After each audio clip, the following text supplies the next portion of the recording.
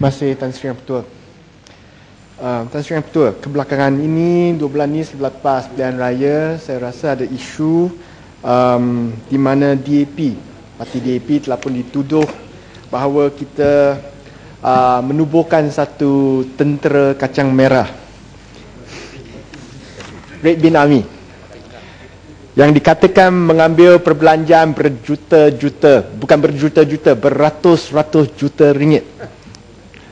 Dari mana saya tak tahulah. Dan kami diberitahu bahawa tentera kacang merah ini diketuai oleh saya sendiri sebagai setiausaha publicity DAP, dan tentera ini adalah askar cyber yang ditugaskan untuk bertempur dengan Barisan Nasional di medan cyber.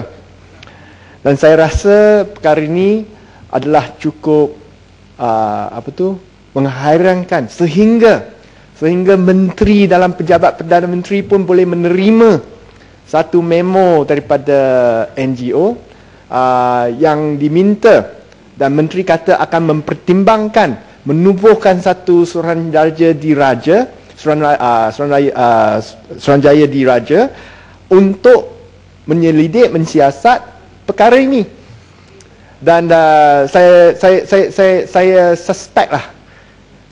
saya suspect bahawa mungkin ini merupakan satu siasatan yang cukup hebat daripada Special Branch, yang cukup cekap kerana dapat membongkarkan, mendedahkan satu rahsia yang cukup solid daripada DAP.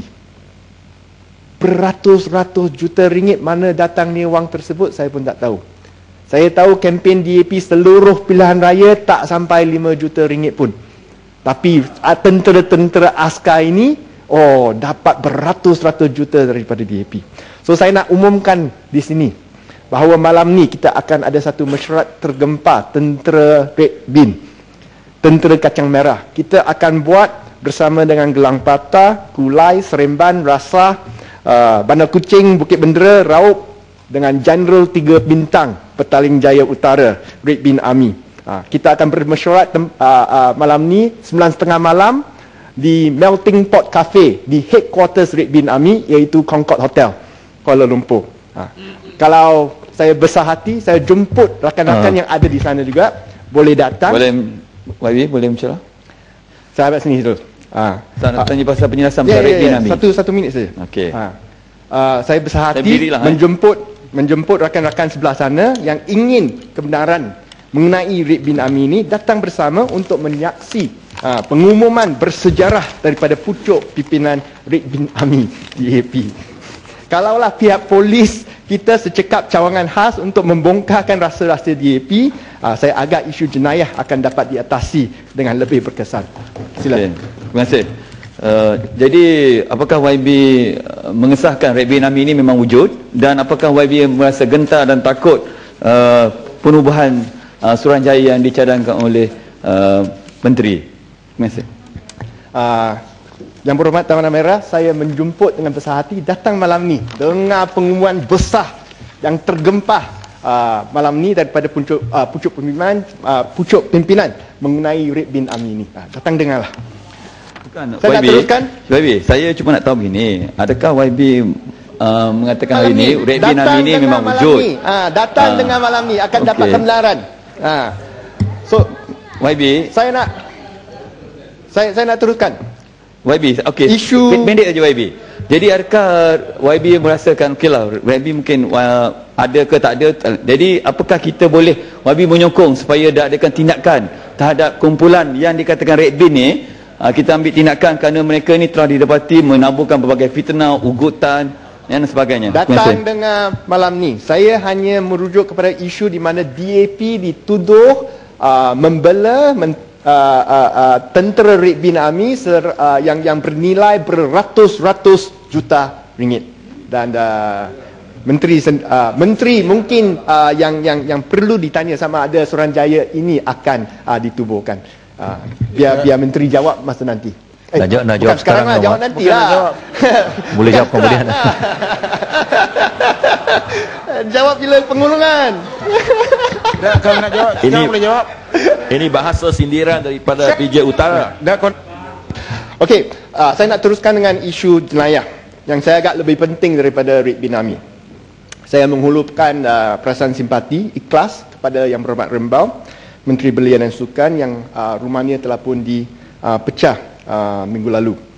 Dan saya ingin merujuk kepada kenyataan kerajaan yang mengatakan bahawa kes-kes jenayah telah pun menurun di negara kita. Dari tahun 2007 sehingga tahun 2011 dikatakan indeks jenayah telah pun menurun sebanyak 25%. 25%, satu pencapaian yang hebat.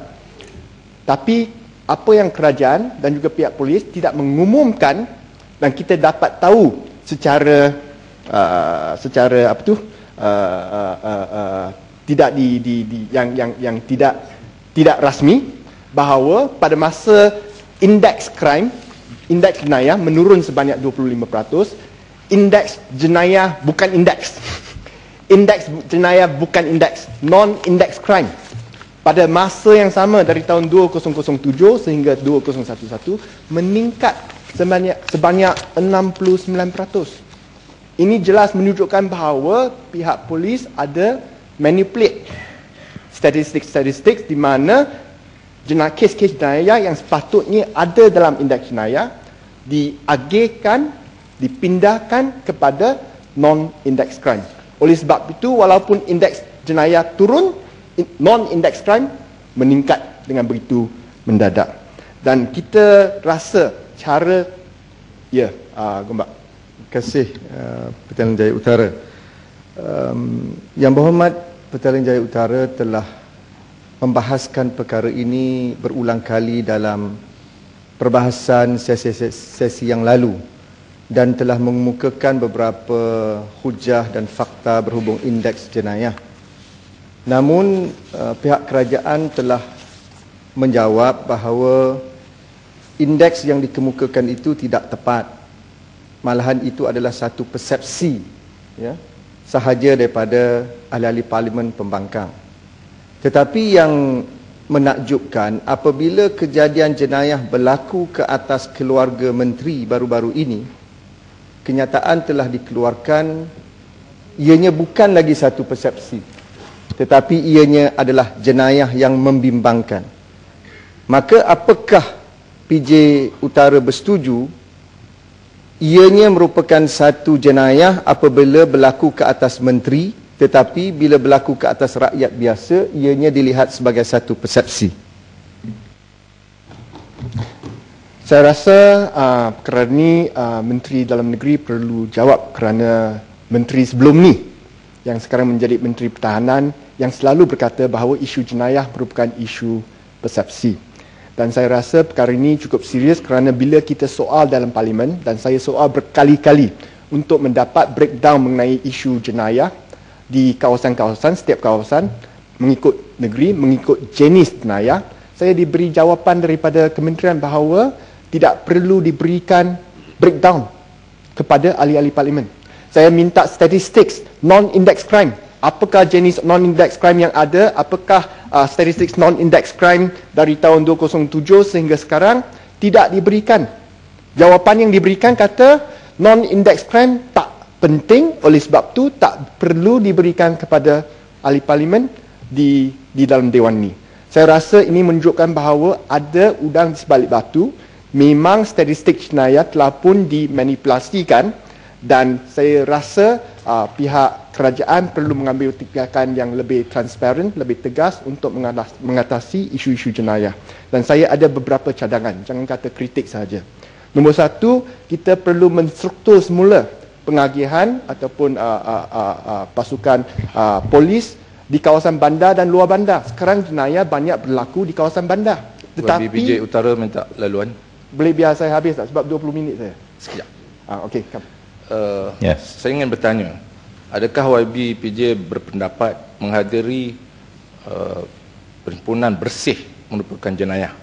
Oleh kerana baru-baru ini berlaku seorang warga tentera hadir di perhimpunan bersih dihukum dengan tahanan 90 hari dan diberhentikan daripada perkhidmatan. Ini berlaku di Regiment 1 Regiment Askar Melayu Diraja. Boleh beri ulasan YB PJ Utara? Saya rasa perkara ini perlu dijawab oleh Menteri Dalam Negeri dan ini menunjukkan bahawa pihak kerajaan mungkin khusus mengenai isu politik dan bukan isu jenayah yang patut diatasi.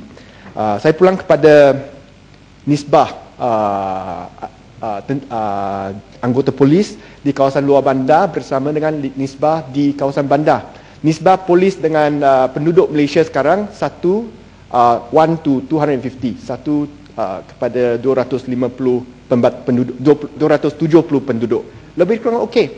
Tapi di kawasan bandaraya seperti Petaling Jaya, satu polis 470 orang penduduk, kurang. Di kawasan luar bandar, satu polis 100 penduduk. So saya rasa ada pengagihan yang tak berapa wajar yang berlaku di sini. Sepatutnya lebih polis diberikan kepada kawasan-kawasan bandar dan kurang sikit di kawasan luar bandar. Itu nombor satu. Nombor dua, tugas utama polis adalah untuk mencegah jenayah. Tapi buat masa ini kita boleh lihat daripada struktur polis, jumlah polis yang dikhususkan untuk melawan jenayah di CID hanya 8,000 lebih anggota saja. Ataupun kurang daripada 9% daripada jumlah anggota polis 120,000. Jumlah cawangan khas pun lebih kurang sama dengan jumlah CID, anggota CID. Dan jumlah FRU, Light Strike Force, General Operations Force, 30%.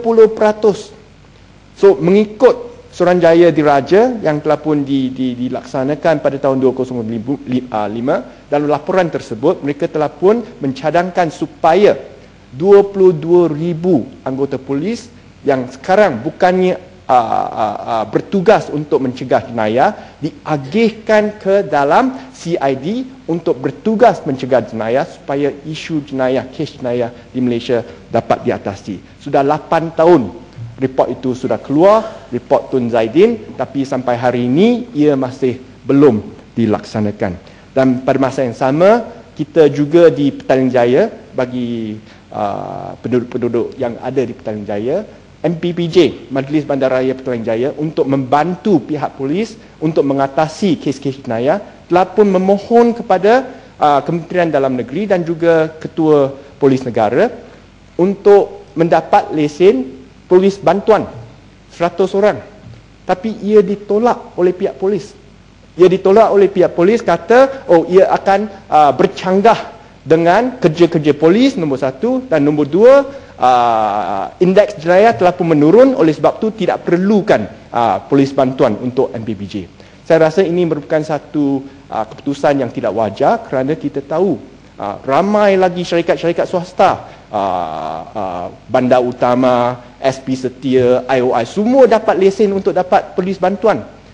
MPJB, Majlis Bandaraya Johor Bahru, Majlis Bandaraya Melaka, semua dapat lesen untuk polis bantuan. Kenapa Majlis Bandaraya Petaling Jaya bila kita pohon, kita tak diberikan lesen? Saya rasa ini merupakan satu tindakan, saya suspect lah, saya harap saya salah, tindakan politik yang tidak wajar, dan saya harap safety penduduk-penduduk yang ada di Malaysia, tak kira sama ada di negeri Pakatan Rakyat ataupun negeri Barisan Nasional, akan dapat diutamakan. Dan akhir sekali mengenai isu jenayah, saya harap pihak polis dan juga pihak kerajaan tidak akan menyalahkan pemansuhan emergency ordinance ataupun ordinance darurat sebagai satu alasan mengapa kes-kes jenayah telah pun meningkat. Kita ada undang-undang negara kita dan kita rasa pihak polis kalau cekap dapat menangkap semua jenayah-jenayah dan juga dibawa ke mahkamah untuk diberikan bicara secara adil sebelum mereka dipenjarakan. Ya, Bros. Terima kasih Tuan Yang Di-Pertua. Saya ingin mendapat pandangan daripada PJ Utara. Senantiasa pihak polis menyatakan masalah mereka adalah kerana tidak cukup kerjasama daripada rakyat untuk membenteras jenayah. Dari apa yang sedang berlaku di Malaysia ini, saya rasa pihak rela telah ditubuhkan untuk menolong pihak polis. Pasukan vigilant di mana di Manjung kita ada 400 lebih orang membawa walkie-talkie untuk menangkap penjenayah, dan juga banyak skim-skim perumahan merupakan gated community di mana polis bantuan telah gaji untuk menjaga keselamatan. Jadi bolehkah PJ Utara memberi pandangan? Memang rakyat Malaysia sudah banyak menolong pihak polis, dan sekarang tiba-tibanya pihak polis tidak mempunyai dalih lagi, tapi hanya perlu mempertingkatkan prestasi mereka. Setuju tak PJ Utara?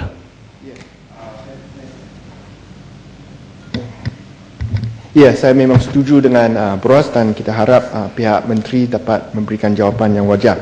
Dan saya rasa kalau kerajaan tidak tumpukan perhatian yang cukup penuh kepada dapat tumpuk kalau apa tu tak, kerajaan akan dapat memberikan tumpuan yang lebih wajar kepada isu-isu jenayah kalau kerajaan tidak asyik addicted to isu-isu politik dendaman. Kita boleh lihat sekarang di Melaka, di mana rakyat di Melaka dianiaya. Jongka Walk nak ditutup, pasar Jongka Walk nak ditutup akibat kerana penduduk di kawasan Bandaraya Melaka tidak memberikan sokongan kepada pihak Barisan Nasional. Dan saya nak beritahu di sini, arahan telah pun diberikan oleh pihak Kerajaan Negeri Melaka kepada Majlis Bandaraya untuk supaya peniaga-peniaga di sana tidak dapat berniaga. Dan ini arahan yang ditulis di sini. Penjaga-peniaga tidak dibenarkan menjalankan perniagaan di atas jalan kerana ia akan menghalang lalu lintas. Ini telah pun dinafikan oleh Ketua Menteri Melaka, tapi jelas ada dokumen daripada Kerajaan Melaka yang berkata bahawa mereka tidak dibenarkan untuk menjalankan perniagaan di atas jalan kerana ia menghalang lalu lintas. Tapi sekarang apa yang terjadi, mereka kata, oh boleh niaga, pada masa yang sama lalu lintas dibuka. Kalau sudah kalau rakan-rakan yang ada dalam Dewan ni pernah pergi ke Jongka Walk, Jongka Walk bukan besar sangat, bukan luas sangat. Ada lebih kurang 8 kaki saja. Kalau buka untuk kereta, terus boleh niaga, ni akan menyebabkan kecederaan ataupun aksiden yang kita tidak ingini kepada sesiapa pun. Tak kira sama ada sebelah sana ataupun sebelah sini. Dan saya rasa Jongka Walk merupakan satu tapak yang cukup penting dalam bidang pelancongan di Malaysia. TripAdvisor, laman TripAdvisor, iaitu laman yang paling terkemuka seluruh dunia untuk mengetahui mengenai pelancongan. Laluan satu minit sorry. Mengenai pelancongan. Ia telah boleh golong ya, Ahmad. 20 minutes. Pukul 12 belum start. 11:57. So I give you 2 jam 2 minit untuk gulung ya. Okey, tak ada orang Okey, ni merupakan landmark, satu landmark pelancongan yang diberikan tangga nombor 3 di Malaysia. Selepas Petronas Twin Towers, selepas KL Tower, nombor 3 Jongka Walk. Kenapa kita nak tutup satu Jongka Walk? So kita minta supaya Kerajaan Melaka dan juga Menteri Pelancongan yang ada di sini merayu, buat macam ni lah, kita merayu kepada Kerajaan Negeri Melaka, jangan tutup Jongka Walk, kerana ini merupakan satu tempat yang cukup penting, bukan saja untuk peniaga-peniaga tempatan, bukan saja untuk bidang pelancongan di negeri Melaka, tetapi ini merupakan satu tempat yang berimpak tinggi kepada Malaysia. Dan kita nak bandingkan, Jongka Walk bila ada warisan yang cukup baik, dia nak tutupkan pasar. Tapi Kuala Lumpur bila ada warisan, dia kata warisan sudah mati, kita nak bina satu menara 118 tingkat mencecah langit bangunan. Kata itu akan preserve heritage di Malaysia. Saya rasa tindakan-tindakan yang diambil sekarang macam tak berapa wajar, tak berapa masuk akal. Yang ada kita nak musnahkan, yang tak ada kita kata kita nak bina 118 tingkat. So kita harap pihak kerajaan akan timbang semula perkara ini, dan kita harap pihak Perdana Menteri sendiri akan masuk campur supaya perkara ini dapat diperbetulkan. Dan alasan-alasan yang diberi seperti kesesakan trafik adalah langsung tidak berasas. Kita tahu Jongka Street hanya 1 kilometer saja dalam bandaraya lama Melaka. Sekarang sudah ada jalan raya lingkungan di Melaka. Saya bukan dari Melaka pun saya tahu ada jalan Syed Aziz yang besar, jalan lingkungan yang dapat meringankan trafik, kesesakan trafik di Bandaraya Melaka. Dan saya akhir sekali saya ingin merujuk kepada tindakan surat khabar UMNO utusan Malaysia yang kerap kali minta supaya saya pindah ke negara lain. Sekarang dia minta saya pindah ke Hong Kong ataupun Taiwan. Atas apa? Atas sebab kata saya nak tutup pasar Ramadan.